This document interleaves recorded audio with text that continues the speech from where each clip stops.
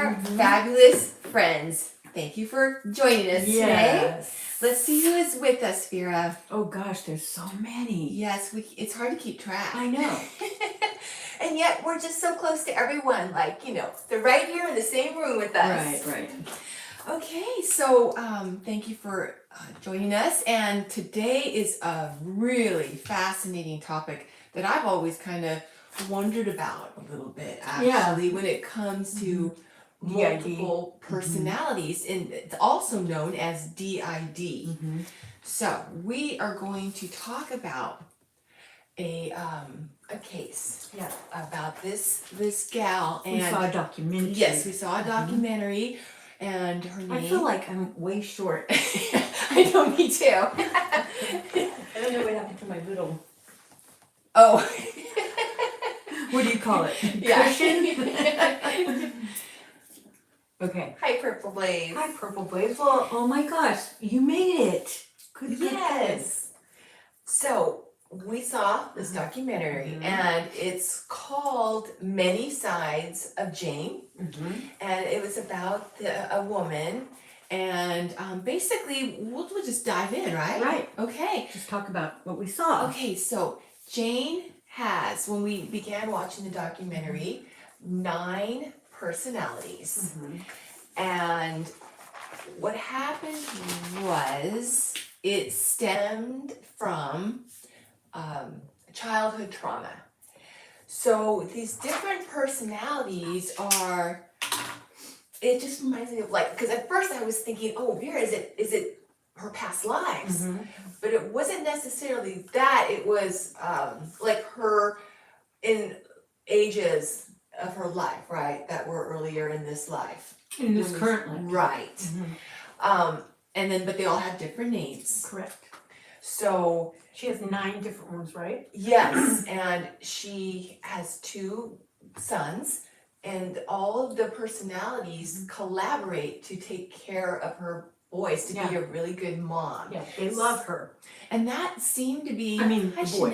Yeah, and that seemed to be one of the things that was very important to Jane is to show the truth about this disorder, that it's not like killers. Yeah, because that's what we see in the movies, right? Right, yeah. Many Faces of Eve, and then there was another one. Oh, Sybil was another one that they had. So so she kind of wanted to bring this to light, to teach through this method about this DID. And it was interesting because some of the personalities, and they're quite different, right? I mean, we've got, let's see, we have Jane is the overall, she's the person. And then we also have, I'm trying to remember, I think her name is, Beth is 10 years old. And Jaden is 11. But Beth is the one that remembers the abuse. She's the one that remembers everything. Right. And Jaden, the 11-year-old, she's like a tomboy. She likes to be outside. She doesn't remember the abuse. More so the physical pain, but not the emotional situation that happened. And then there's a little girl, I think her name was Janie, right? Wasn't it Janie? Was a little 6-year-old? She's like the innocent little girl. Yeah. And then there's Alexis. Alexis is 17 years old. I thought she was 19. That's Ashley. Oh, Ashley, that's right. Yes. Who's the angry one? Ashley. Ashley is the manifestation of her anger. That means you're on the money, David. Oh, aloha, Roxanne. Purple Blaze. Yeah. It's always good to be on the money. So Ashley is the manifestation of her anger, and she is quite angry at her mom, right? Now, Jane, the overall, I don't know how else to say it, person, she wants to kind of reconnect with her mom. She's kind of mixed. And she calls these different personalities her parts. Right. So these are different parts of her. And she's mixed about having this relationship with her mother because the childhood trauma that happened was from a sexual abuse situations. actually, and her mother had walked in one time and did not protect her. And walked out. Right, and walked out, and that was it. So there was no. So can you imagine you're thinking, oh, here comes my mom. You know, I'm saved. And then they walk right back out. I can't. That's unfathomable, and it's just a horrific situation. She's new. Yay, welcome. But yeah, so what else can we tell you about this? So Alexis is the 17-year-old, and she likes to party. She's very, she likes to drink, and she likes to meet people at the bars, you know, that kind of thing. And it was interesting because she wanted to get a job at a bar. And Jane, you know, she wanted to get a part-time job. So she was okay with it, wasn't sure how it was going to go. But then once she was doing the job interview, well, she got the job. But once she was training for the job, there was a gentleman that was in the establishment that reminded her, it triggered her of her abuser.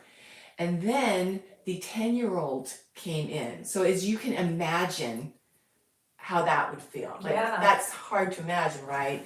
And so she would have these triggers, and this was a situation that she's trying to cope with. Right. So of course, you know, she has this therapist that's really helping her to deal with her situation, to understand it and try to heal this part of her. But yeah, so Jane and Alexis were battling back and forth because Jane didn't necessarily want to go work in this bar, and Alexis really likes to party and wanted to go do that. So it was a rapid switching of personalities, which is very fascinating. And yeah, so it's, what else can we tell them about this? There's so much. I mean, we took a lot of notes for you. But yeah, so Jaden, the 11-year-old, she feels free, and because she doesn't remember what happened to her necessarily, she's a part of the personality that is, she loves the outdoors and she feels free, and it's like Jan and her other parts cherish that aspect for her, that there's that in it. Who's Jan? Jane. Oh, Jane. I thought there was another part. Yeah. Yeah. And then Madison is a 28-year-old part of Jane, and she's not interested in men at all. She's interested in women, and she's really good at taking care of the kids. Like, it was interesting, you were telling me about, before we even saw it, about when they went into the toy store. Yeah. They went into the toy store, and it was Madison, the 28-year-old, and was she 28? Yes. Yeah, and she was telling the boys, okay, now only $10 each. You can only spend $10. You have to look at things $10 and under. And so they said, okay. And then while they were in the store, Jane came and she doesn't remember anything Right. from what Madison. Yes. Right. Exactly. So she didn't know that they were only supposed to spend $10 each. Right. So she ended up spending like $30. Yeah.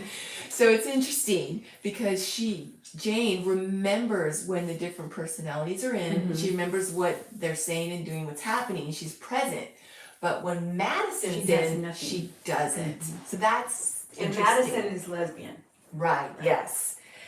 So yeah, that was really interesting. And it's also interesting that they're all trying to protect Jaden. Like, the other personalities, they don't want Jaden to find out what happened to her, because she's that part of the innocence that she still wants to enjoy. If that makes sense. It makes sense because we saw the show, but anyway. Now, also, we have to say, too, that there are people that feel that this is fake. Right. Because of the way that the production was done. Because they're saying that it was very scripted, and then they had, you know how they had, whenever she was changing personalities, they would have this kind of, I call it like an Scooby-Doo effect moment. Yeah. So they thought that was kind of distracting to the documentary, because it was like, come on, you don't need to do that. Just watch her face. Yeah. I assumed they did that because it might have taken a little bit of time for her to change.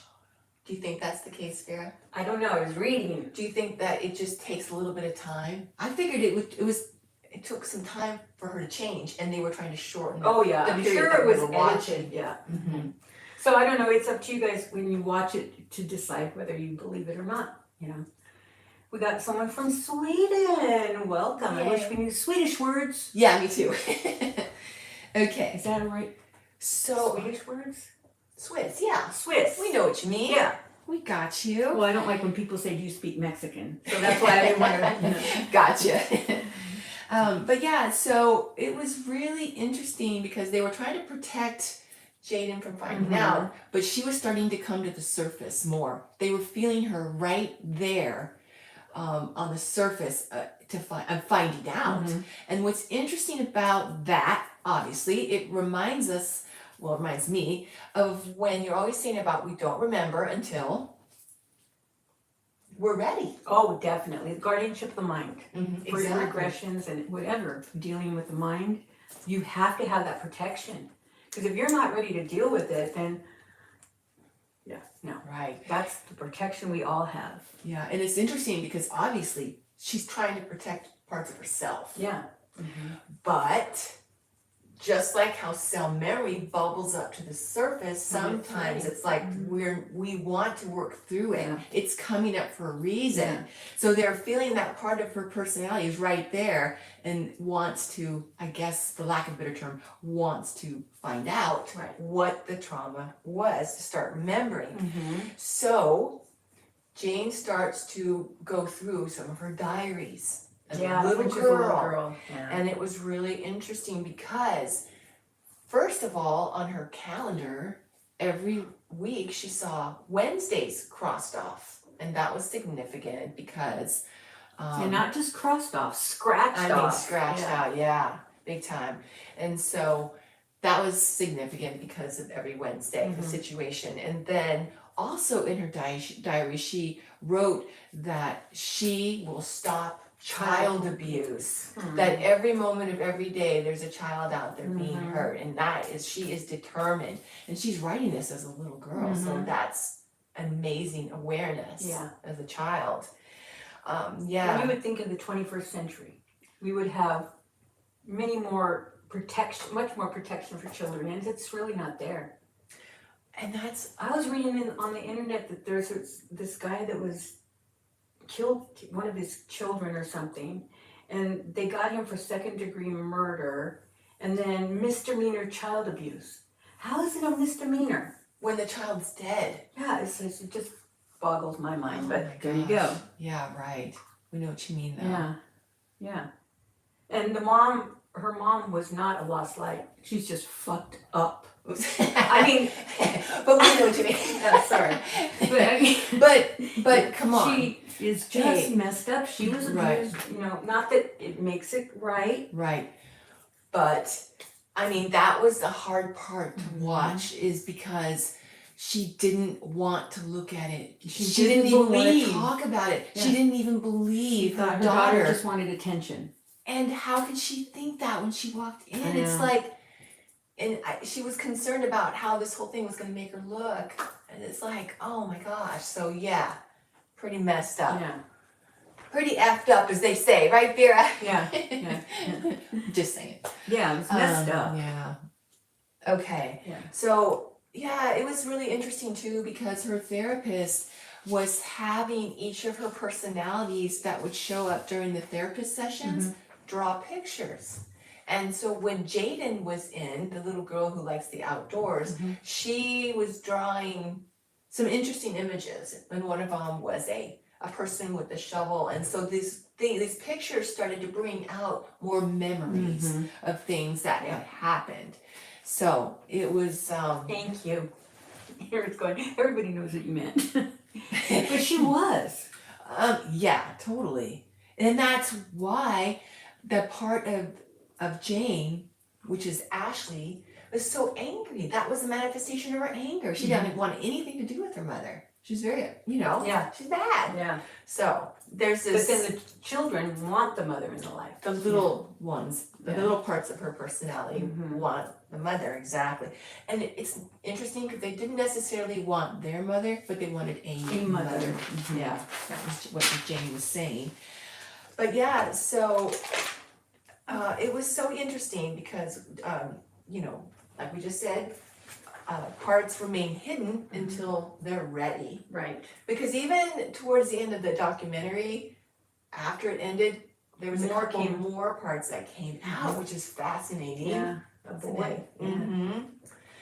So yeah, this is really interesting. It just shows our survival techniques Mhm. that Yeah. Ashley was very cognizant of the fact that she cannot get away from the feeling like she's looking for someone to treat her how she feels, like nothing inside. Yeah, that was hard. Yeah, even said filthy. She would find men to hurt her. Right, and that's because she feels so empty, and to combat that, she seeks out pain. Mm-hmm. And Well, because her abuser would tell her she's nothing. Right, and that's, They are very interesting. yeah, it really is. So yeah, that's what she wants, because that's what she knows, but it's just another part of her that's working through Right. what happened, right? So it was so interesting on Jane's journey, because That would have been a better title. Jane's journey, Mhm. yeah, maybe that was the JJ. Yeah, too. too. Yeah. Well, anyway, oh yeah, the tattoos. That was funny too. It just reminded me. Ashley, the teenager, would get tattoos, and then Jane would come back and like, I got tattoos. She's like, wait a minute. They were just so not right. Right.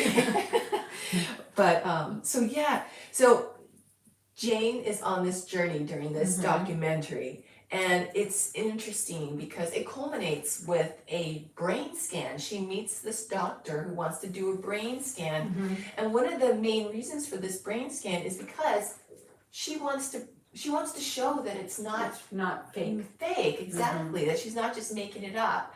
Because there was parts like at the beginning I was going, I'm not too sure about this. Because just the way, but then as you keep watching it, it's like you could really see, or what we wanted to see, but you could see the pain that she was in, or whatever, whatever part was around. Right. You could see. Yeah. Her face would change. Yeah, and to me, some of the things that she said, I thought were very deep as far as one's own healing journey. Yeah. That we're gonna touch on in a minute. But yeah, it was really interesting to watch, and as she goes through this journey, Jane actually is grateful for these different parts of herself to have helped her to survive. Because she wanted to commit suicide. That's not in the documentary. I didn't know that. Yeah, I read that on the internet. She did want to commit suicide, but she didn't want to leave her boys because she had to protect them. Yeah. So it was interesting because, it was something where she was learning how to not be embarrassed by her condition. And when she went to go get this MRI to watch her brain, because what they were trying to look for is they were trying to see, what does her brain look like when she's Jane?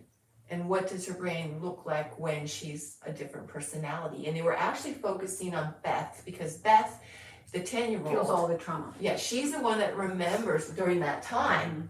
And so she would put Jane in a room while the abuse was going on. So in she her felt mind. everything, yeah. So they go to do this MRI, and they weren't sure if Beth, who's the little girl, was going to come out of her personality and be in there, so that they needed her to be in there for 10 minutes to get the right scan. And she did it. And this is that's the thing where Jane was really, really grateful to her, because she did it to help the younger parts, to help the whole, right, to heal, really. And and so the fascinating thing that all pretty much ends with is that the doctor is showing the side-by-side brain scans, and they're different. Markedly different. Weren't they? Very. When she was the little girl, the frontal lobe was all lit up on I don't want to say on fire, but it was all lit up, all over the place. And and down here and on the sides way more back here too. Brain is, yeah. And then up here. So that was interesting. Yeah. Really fascinating to see. So it was like, I'm sure, very validating for her, And so she's working on getting her PhD. And she's doing it because she wants to dispel the myths about DID and that you can function. And one of And you're not an abuser. and that's one of the They were things. really worried about her children. You notice her friends? Yes, yeah, a lot of them. And she had one friend in particular that I thought was awesome. Yeah, she was kept just, giving her positive. yeah, she was great. I loved And then her. she had one friend that was really like kept asking- questioning her, but you know, asking tough questions, but they needed to be asked. right, yeah. And one thing that I thought was really awesome that Jane said is that, you know, working through her DID, she's learned that she doesn't have to listen to what her abusers said. There's good inside of her. Yeah. So that's awesome. I like that. It kind of reminds me of something that Angus had said before, because we had a question, okay, is there a cure? And it's like, it's something that we just deal with or cope with in our life. And one of the things that Angus said is that there's always negativity there, we just have to learn to control it. Right. So it's really awesome because even just her acknowledging that she doesn't have to listen to what he said to her or they said to her. That's taking your power back. Exactly. And that's the good part about this, if there's a good part, is that we find our power. Yeah. We can reclaim our power. We can help heal that child And part educate. of ourselves. And educate. Speaking of educate, because you know we have a couple of other things, but before much more, I really would like to hear what you got about, for her past about life. Jane's past life. Yeah. And what was really interesting too is she's had how many past lives, do you think? 9? 9. 9. Wow. Yeah. So she's relatively, I guess you could say, a newbie, you know, because not that much Wow. experience being in life, but still, what she picked, Advances. oh my gosh, yes. Spiritual warrior for sure. Yes. You know? So she had a Victorian past life that affected this past life because she wanted to change what happened in that Victorian life. Because she was married off to, it was an arranged marriage, and she was married to this really wealthy man. He was a lot older, you know, and from day one, when she went to his home, she was abused. Day one. I mean, beaten, you know, everything. He was just horrible.